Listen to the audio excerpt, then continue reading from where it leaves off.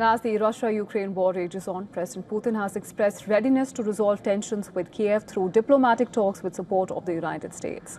Well, this comes at a time when US President Trump has repeatedly criticized Putin and threatened him with tougher sanctions against Russia. Now, Kremlin spokesperson Dmitry Peskov said that President Putin remains interested and is open to bringing the entire Ukrainian issue to a peaceful conclusion. He added that Russia is counting on the United States and President Trump to personally make efforts to help in the matter. Now, 3 people were killed and 9 were injured in Russia's Belgorod region in 3 separate attacks by Ukraine forces over the weekend. According to the Belgorod regional governor, a woman was killed when a shell hit a private home in the settlement of Shibikino, and a man was killed in a drone attack on Rakitno. Another drone attack in the same district killed 1 person and injured 5 others.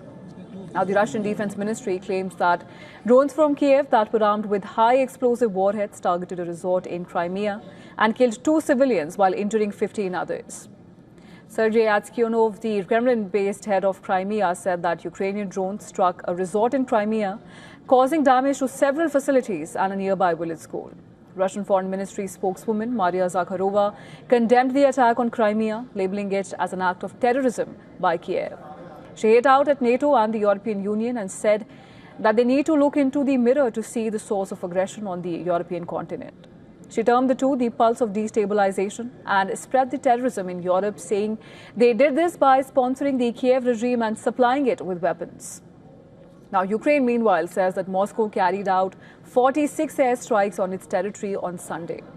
Ukrainian President Volodymyr Zelensky is gearing up for a busy week of diplomacy at the United Nations General Assembly in New York, aiming to rally global support for action against Russia's offensive in Ukraine.